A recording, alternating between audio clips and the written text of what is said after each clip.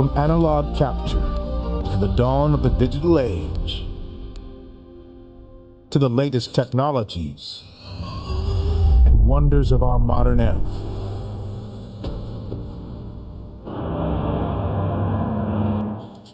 The progress you've made has fueled innovation,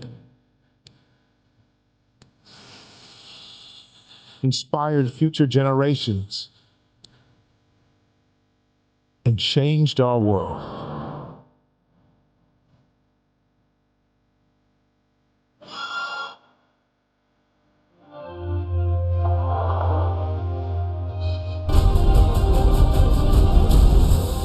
It's time to build the future together.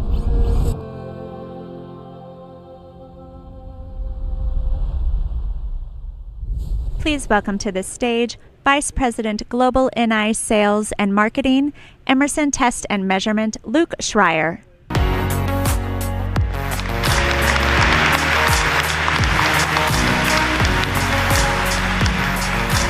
Good morning, everyone, and welcome to Day 2 of NI Connect.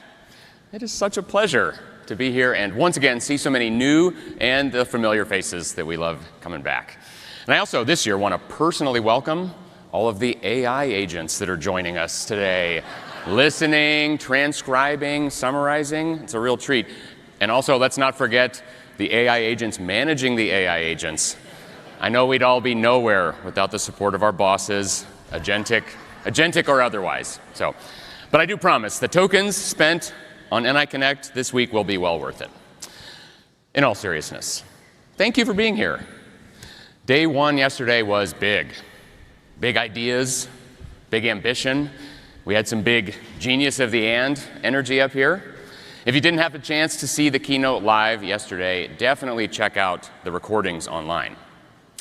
We talked about our legacy, about a future that's arriving fast, and about how the NI platform is the most AI-ready platform in test and measurement. And most importantly, we showed how we're embracing innovation while building on a sturdy foundation, and that the future is full of potential. But let's be clear, this is not a mission accomplished moment. This is an inflection point. One that can either overwhelm us with complexity or really inspire us to reimagine productivity. And I know this audience well enough to bet on inspiration.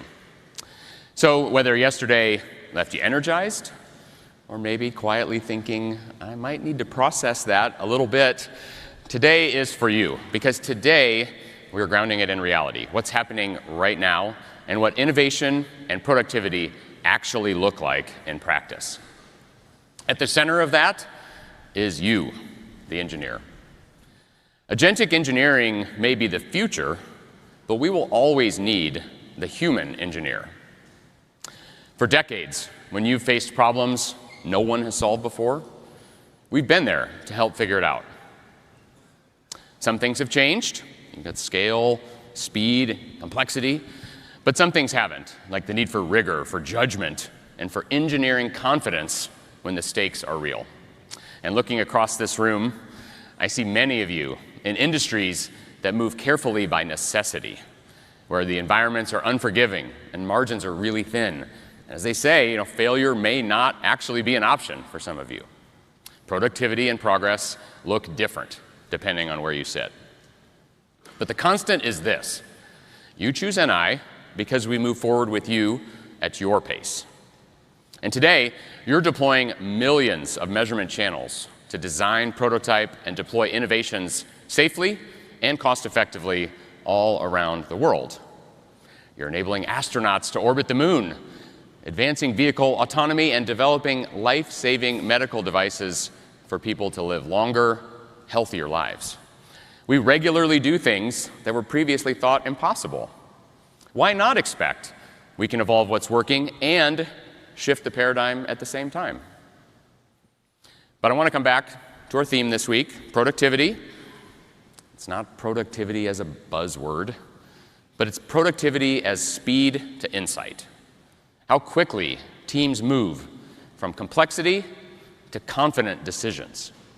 adapt as requirements change, and scale what works without rebuilding from scratch every time. Now, yesterday, you heard Charles and Kevin on this stage give a strong, clear endorsement of our platform-based approach. You also heard them acknowledge something important. Sometimes third-party tools do things better. That's not a contradiction. That's intentional. For 50 years, NI has optimized for flexibility, giving you the power to choose which technologies help your tests run faster and get your product to market sooner. That's why we helped create multi-vendor consortia like PXI and Ivy. It's why we embraced ANSI C alongside LabVIEW. It's why we built the instrument driver network, still with more than 10,000 drivers available for download, because of course you're going to use boxed instruments for some measurements. It's been a while, but you might remember that NI's first product was a GPIB interface, because connecting the best technologies together is who we are, and you need the best technologies to succeed. Test and measurement systems can last decades. And as Charles reminded us, they must be built to last. AI, LLMs, and new development approaches are moving quickly and for good reason. The opportunity to change how work gets done is enormous. But in test and measurement, speed alone is not the goal. Precision, reliability, and trust are non-negotiable. That's not hesitation, that's engineering. Now today, you're going to hear from teams leveraging the NI platform to reimagine productivity across some very different industries. They've all faced rising complexity, tough competition, digital transformation, and the hard question of when to keep going or when to change direction. Each has their own genius of the and success story, and I'm excited to share them with you. So let's dive in. If there's any industry where the opportunity and responsibility of innovation is unmistakable, it's defense. The pressure to produce more, faster, while also fielding next-generation capabilities is not theoretical. It's happening now. But moving fast at the expense of confidence, mission readiness, or human lives, that's not an option. One company meeting that challenge head-on is Lockheed Martin. For generations, they've been at the forefront of sophisticated defense technology development, and we've had the privilege of working alongside them through many incredible test and measurement transformations. But what they're doing now with their data is unlocking a new level of potential. Please join me in welcoming Nicole Loki from Lockheed Martin.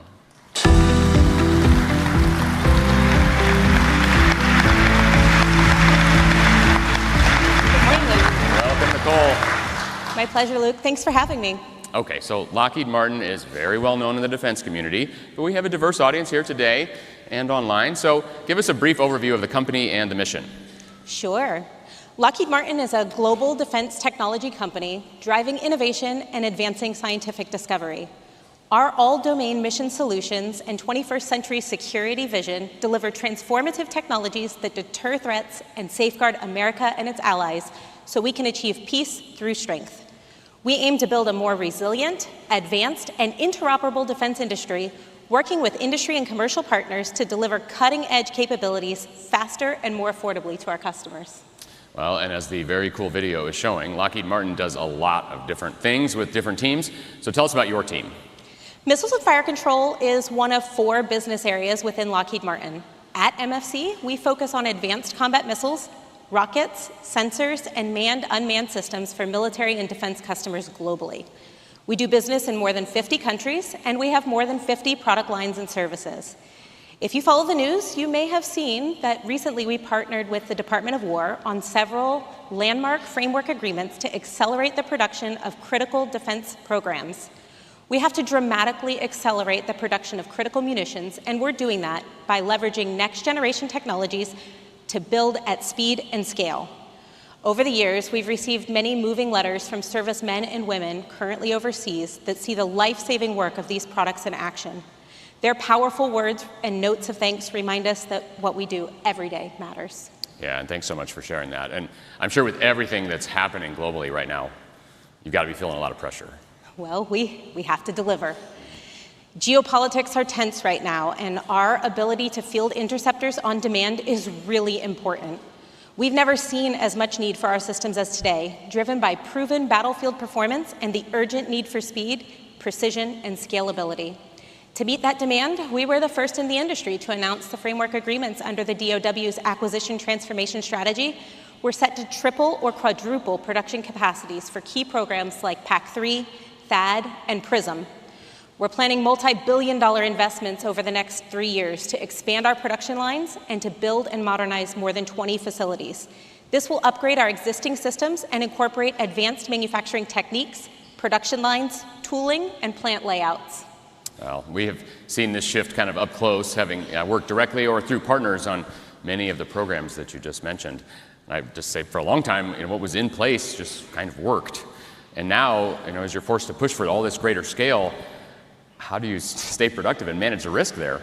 Well, we not only need to increase our quantities, but we also need to produce new technology faster. Development speed and accelerating the transition from lab to field allows us to adapt to faster threat cycles and keep innovation at the forefront of our mission. So we bias towards readily available off-the-shelf technology, like the NI platform, to reduce both lead times and risk. And finally, there's automation and data analytics, which can sometimes be a challenge. We have massive amounts of test data that we need to turn into actionable insights to design, change, performance, and maximize reliability and throughput. Yeah, I'm sure many of us have been in the same room. If you're going to increase production quantities rapidly and field new tech quickly, data is essential. I think Charles called it the new oxygen yesterday. It is really the critical path to insight. And we've had some great collaboration around SystemLink to help, right? That's right, Luke. Leveraging the data harnessed by SystemLink, which it powers our intelligent factory, we're driving yield improvements across legacy product lines by optimizing test capability and proactively addressing test issues which could affect yield. In one recent example, we were able to evaluate 300,000 individual measurements and optimize 22 test steps in a matter of just hours. That, without SystemLink, would have taken us weeks. This resulted in an immediate 16% improvement in first-pass yield. That means more systems in the hands of more users faster.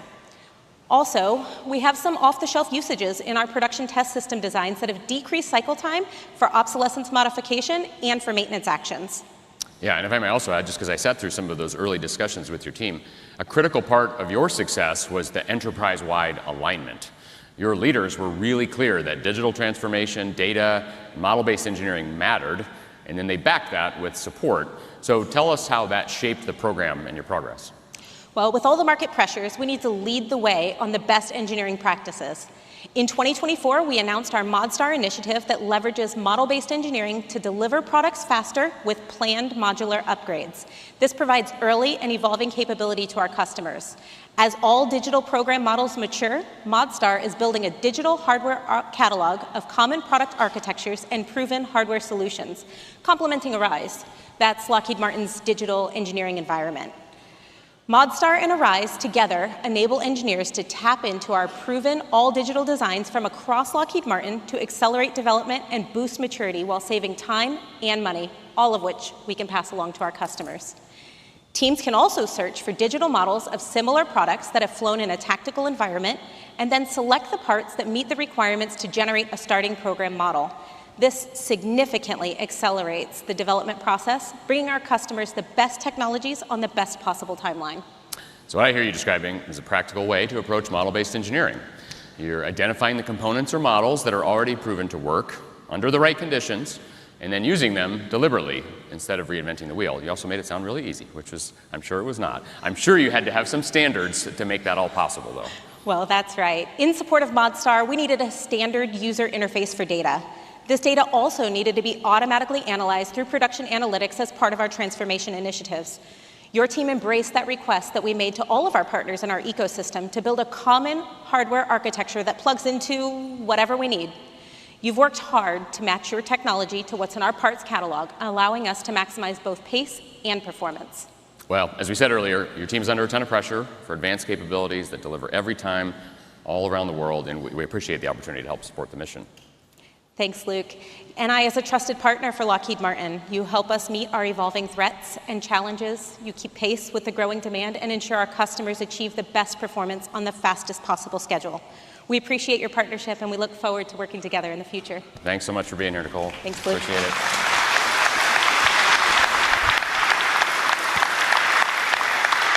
So, Nicole has a tough job. It reminds me of the old project management triangle, that suggests you can optimize around project scope, timeline, or cost. But the cautionary tale is that you only get to pick two, and usually at the expense of the third. As we avoid falling into that trap, it's the scope category that's interesting lately in the automotive industry. Advanced driver assistance systems, or ADAS, are a huge increase in scope for automotive test applications. They rely on a central electronic control unit, or ECU, to form the brain of the ADAS system. It's going to manage the radar, the cameras, ultrasonic sensors, and then domain control for the whole car. As vehicles become more automated, that brain is being asked to do even more. And Valeo is at the forefront of creating the next generation of ECUs and shaping where mobility goes next. So to give you a closer look at how they're progressing along that journey, please join me in welcoming System Validation Manager for Valeo, Veet Neruda.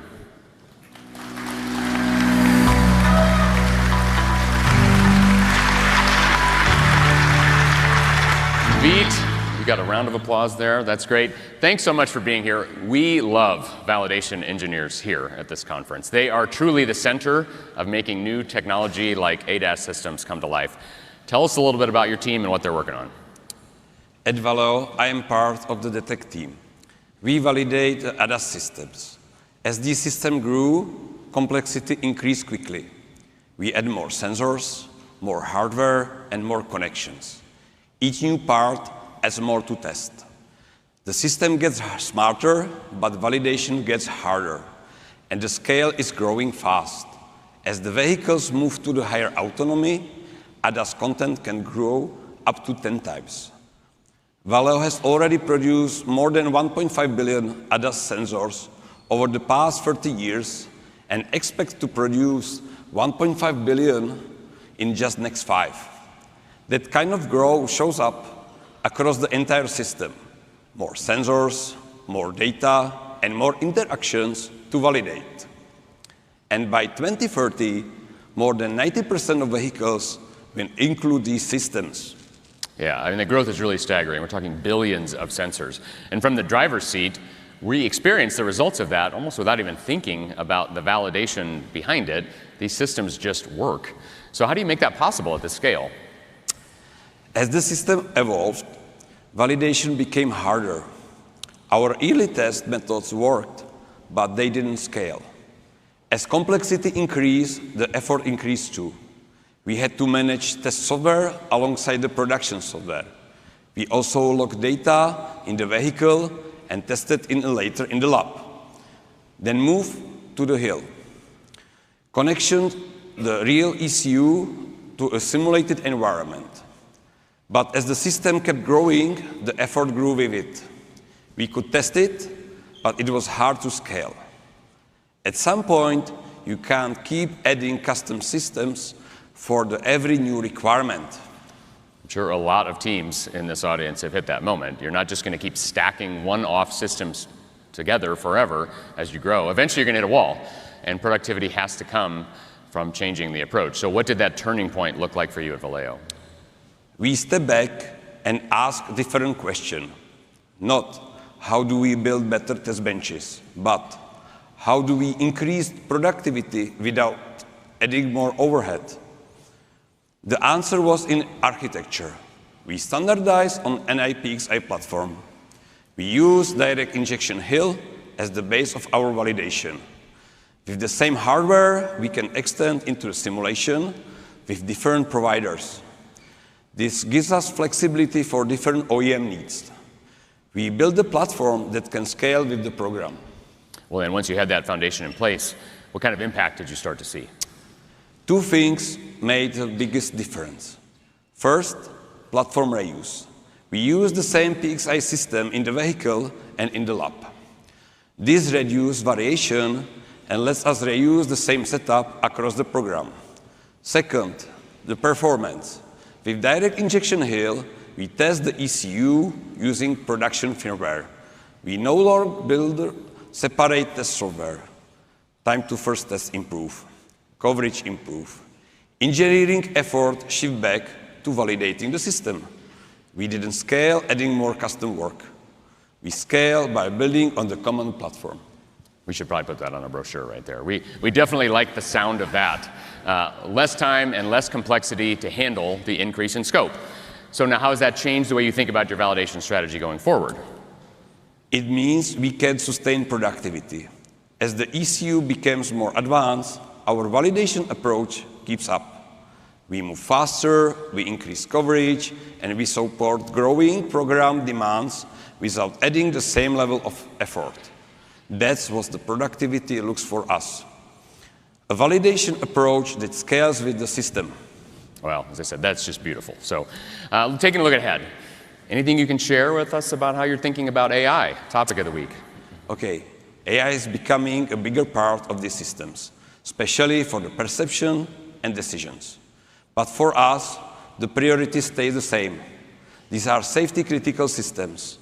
We focus on validating AI with the confidence, and we meet strict requirements for safety, security, and data privacy. We have been building and validating ECUs for decades.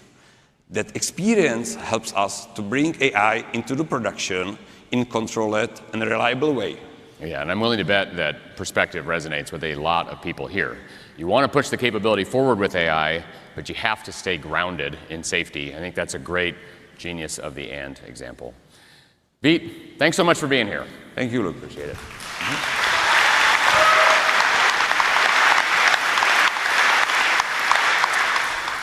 Okay, so far we've spent the time this morning with the teams advancing engineering at industrial scale, work that has already shaped critical industries. Now let's turn a different direction to a different moment in engineering when new capabilities begin to take shape. At the frontier, productivity means moving ideas far enough forward that they can potentially transform an industry. Now, few areas matter more to us in everyday life than energy. As demand accelerates and the need for clean, reliable power grows, expanding what's possible in energy production becomes essential. And that's exactly where Zap Energy is focused, pushing fusion power from theory toward reality and building the control and validation required to make it run in the real world. So let's meet them. Please join me in welcoming Marvi Matos Rodriguez from Zap Energy.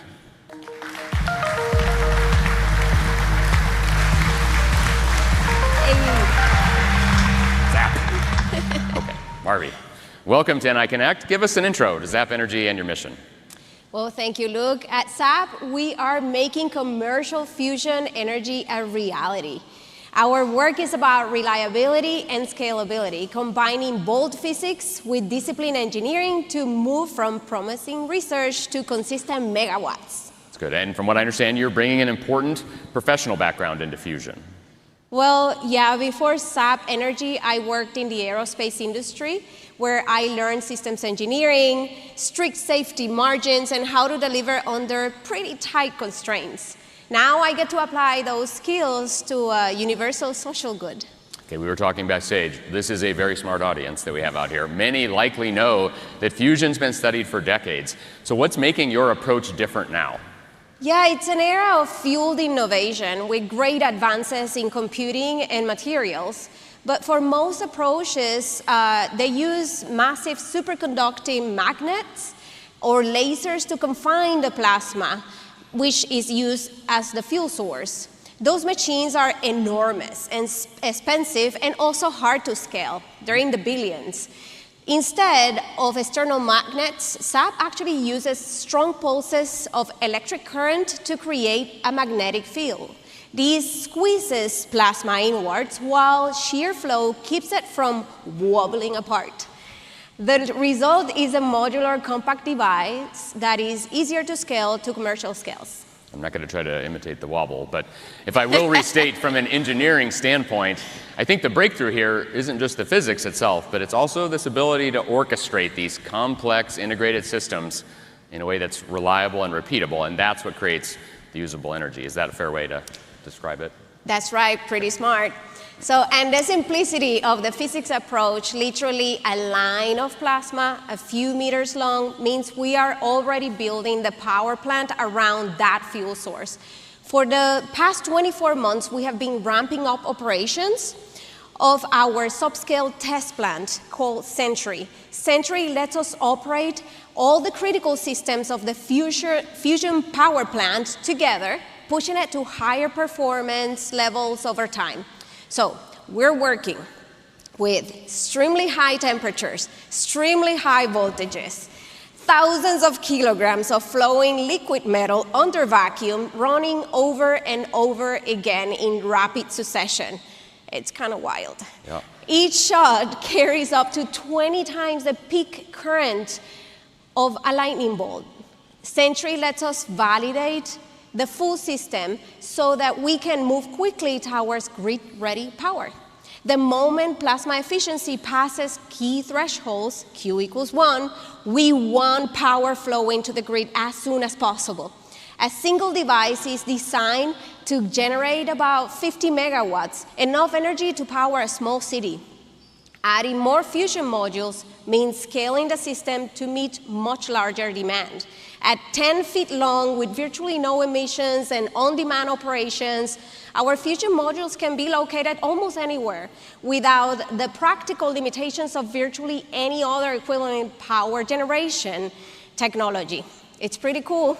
Yeah, it sounds really cool. I hope you were all ready for that at this hour of the morning. That's amazing. It's really impressive to hear how much control you've been able to build at this point. But I'm sure as you move from the physics into the real-world operation, that control and safety just become like the most central challenge. What changes as you're making that transition? Yeah, so fusion energy is often referred to as the holy grail of energy sources. It's safe, it's clean, it's carbon-free, replicating on Earth, the same phenomenon that powers the sun, well, is pretty difficult, pretty hard to do. So as you can see by this burn electrode that we have right here. So we approach this from a couple of perspectives, right? Engineering perspectives too. On the technology side, every component and control decision must obey physics that exists almost nowhere else except for the stars. For us to control means coordinating large bursts of energy measured in microseconds inside a brutally demanding environment. On the engineering side, we partner with site systems to meet that difficult standard. Please join us in welcoming Joe Spinozzi from Site Systems.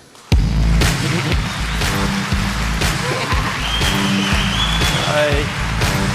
Hey, Luke. What's happening? Okay, Joe, it's great to have you here. You've, of course, been our partner at Site Systems for a long time. What role does Site play in enabling this kind of work?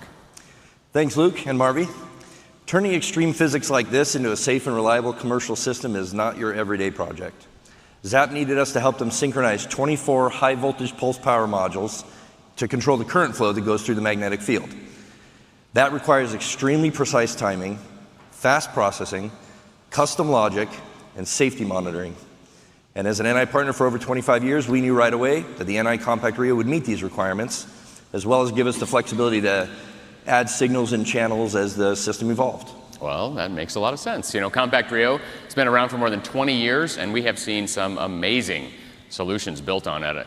The combination of determinism and flexibility seems like a critical item here. Oh, it is, yes.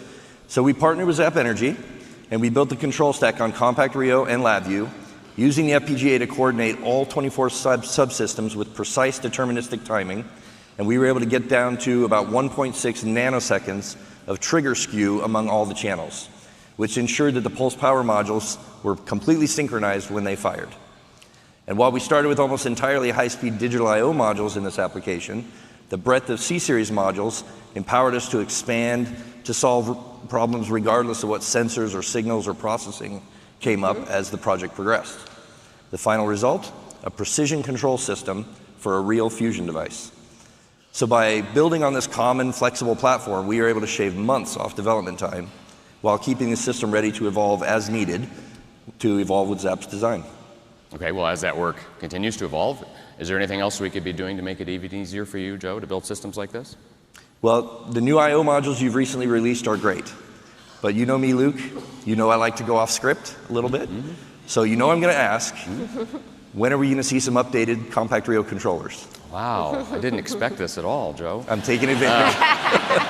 I'm so glad you asked. We don't have anything to announce today, but I do want everyone to know we are working on the next generation of serial controllers, so stay tuned. Compact Rio is a core part of our platform, and it is getting a lot of attention in R&D right now.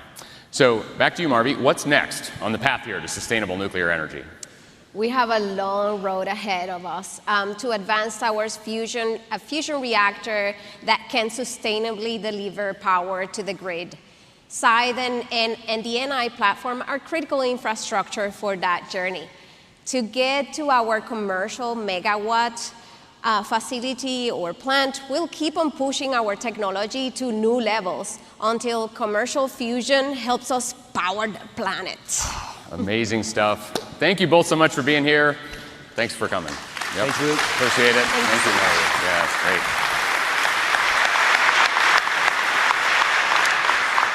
In case anyone's wondering, the burned electrode is not still burning. That's stage magic up there.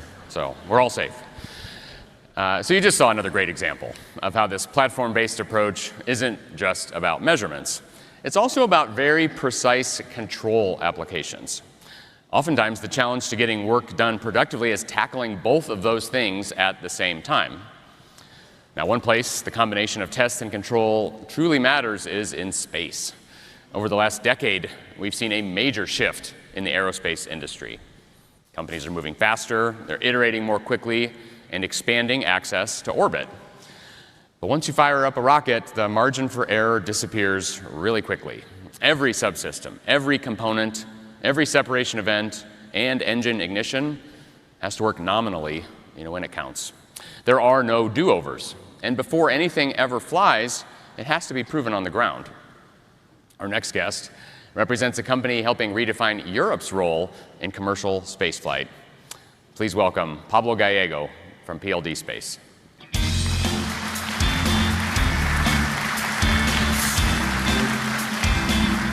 Good. Pablo, welcome to NI Connect. So for those who may not be familiar with PLD Space, tell us about who you are and what you're building. Thanks, Luke. It's great to be here. As Senior Vice President at PLD, I help drive the company's commercial and technical growth.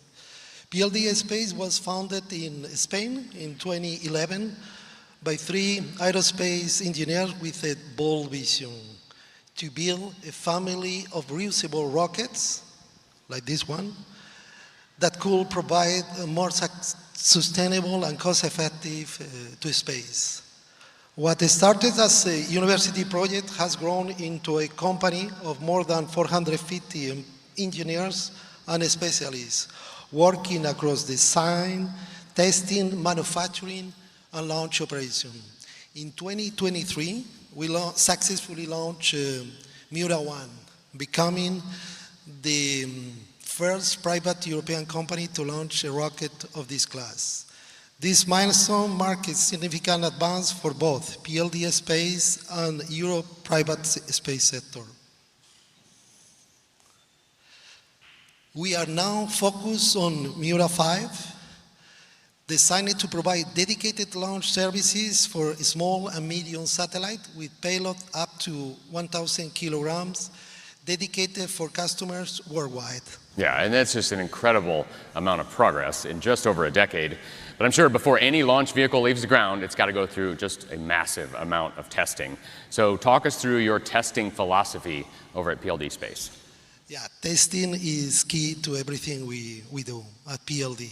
At PLD Space, we follow the test like you fly approach, in which we test all the subsystems of the launcher to their limits and the real flight condition to ensure that the launcher will function correctly during the commercial mission. These include structural components, propulsion system, mechanical separation system, and all subsystems that operate during the launch. At our test facilities, In Teruel, this is in Spain, we have multiple test benches where we perform all these tests. These benches have systems that measure stress, vibration, and performance during engine ignition and structural testing. To run these tests, environments, especially is the important part of them, we rely heavily on any technology, especially Compact Rio, PXI, and LabVIEW. This platform, as the brain of our ground testing infrastructure, they help us to control the tests, acquire high-speed measurement data, and ensure that we capture everything that happened during rocket engine ignition or structural validation. Wow. We can iterate very quickly between testing and engineers teams with real data. This optimizes the development of the launcher components so that they can be retested in a very short time. Yeah, I think we hear a lot about the test like you fly philosophy, and that just sounds so perfect for what you're trying to tackle here. But I'm sure with this level of complexity, there's almost no alternative for the safety and the performance that you are requiring. So how did you land on the NI platform to support that approach? Yes, when you are developing rockets, you don't get chances to learn in flight. Yep. Everything has to be verified and re-verified before launch.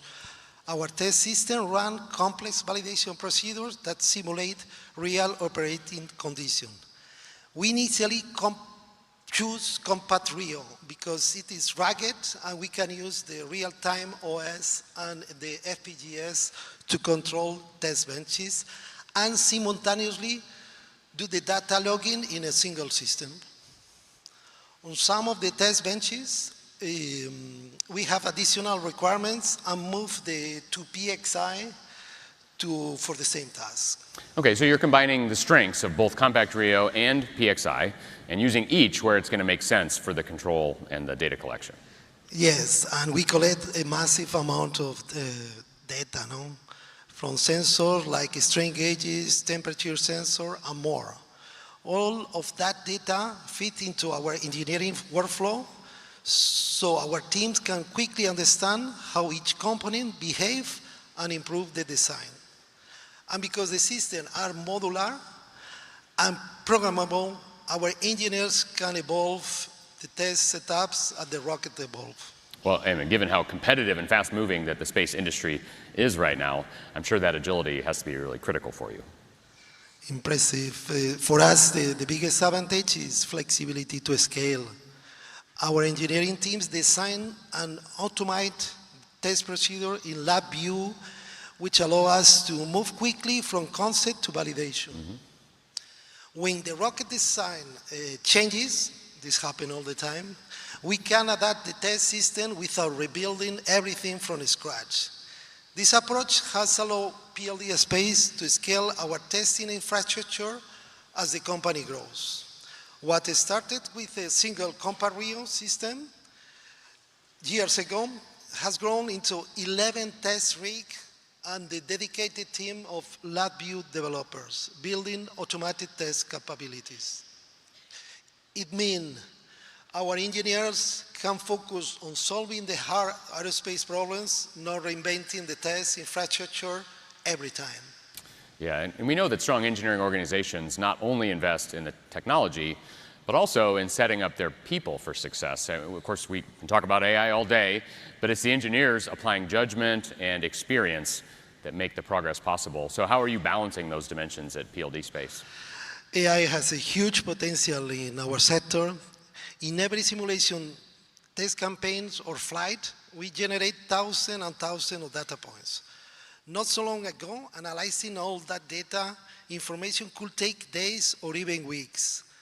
With AI, we are very happy on that, that data can be processed in a much shorter time, helping engineers detect patterns, anticipate potential failures, and optimize design. In practical terms, that supports fastest progress and fewer errors.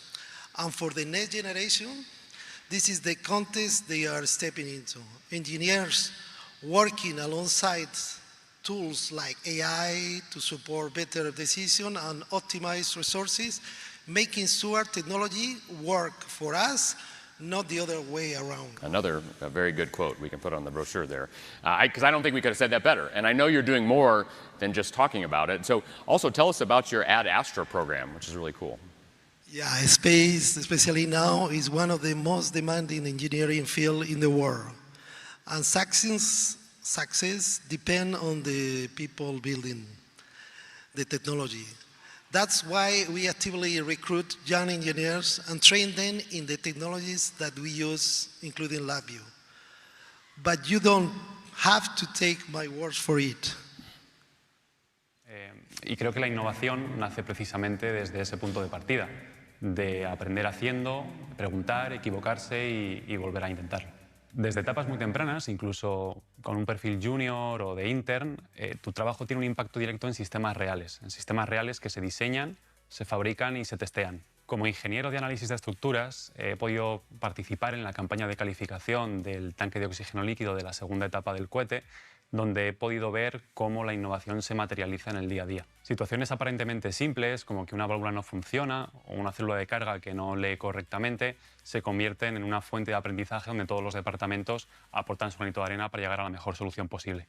Durante este tiempo he aprendido a desarrollar soluciones novedosas y eficientes, y todo con una filosofía muy clara: probar, probar, probar y probar. Probar todos los subsistemas y probar hasta la extenuación. Gracias a instalaciones como las que tenemos aquí en Elche o en el aeropuerto de Teruel, somos capaces de ensayar a escala real prácticamente todas las semanas, lo que nos permite correlar nuestros modelos de cálculo y nuestras simulaciones con datos experimentales, obteniendo predicciones muy precisas. Wow, this was fast, Very cool. Yep. So as you can see, the students' projects become real tools used in our facility. But building engineering pipeline isn't just good for good culture. If we want the space industry to grow, we have to invest in the engineers who will build its future. It's very powerful. Pablo, congrats on everything you and the team have done so far. Thank you. Vamos Miura, vamos Eni, vamos amigos. Wow, Thank you. Excellent. Thank you.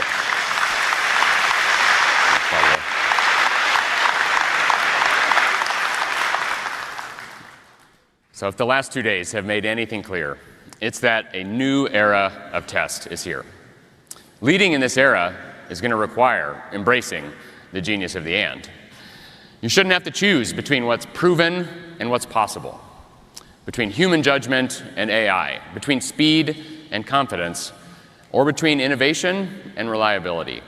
In every case, you can and must insist on both. And that's why platform strength matters so much in this moment. The systems you're being asked to build are only getting more complex and business critical.